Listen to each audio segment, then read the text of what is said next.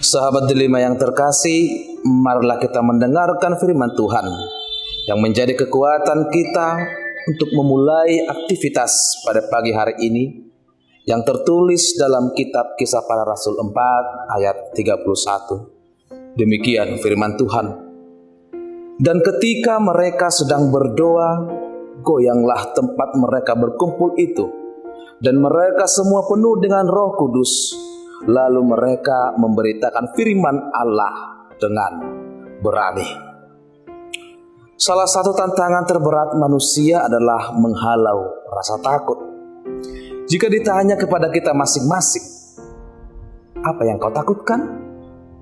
Maka akan banyak daftar ketakutan kita.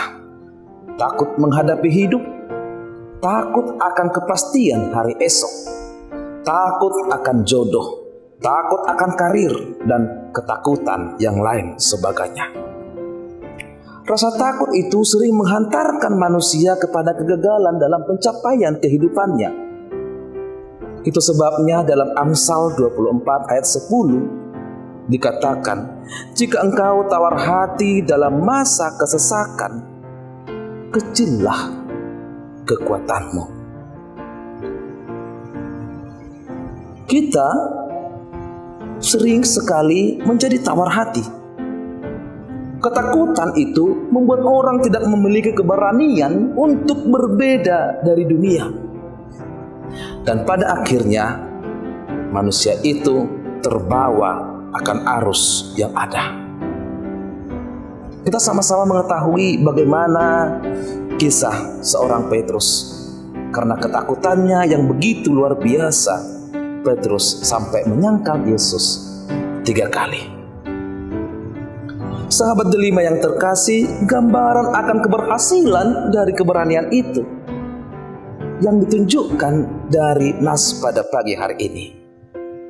Ketika Petrus dan Yohanes mendapat tekanan dan penolakan dari kepala pegawai bait Allah, bahkan orang-orang Saduki pada masa itu, karena mereka memberitakan kebenaran akan firman Allah, bahkan mereka dipenjara.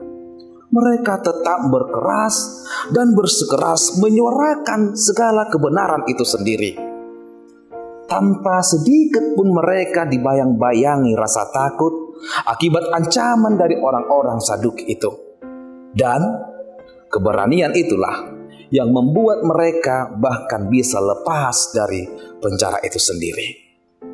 Yang menjadi pertanyaan adalah, apakah yang membuat mereka berani? Tentu saja karena mereka di jalan yang benar. Orang berani biasanya mereka di jalan yang benar. Dan dari manakah keberanian itu?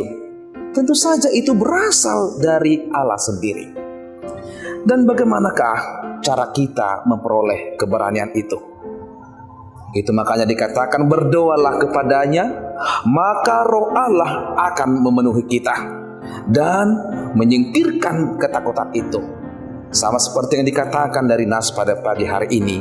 Dan ketika mereka sedang berdoa, goyanglah tempat mereka berkumpul itu, dan mereka semua penuh dengan Roh Kudus. Lalu mereka memberitakan firman Allah dengan berani.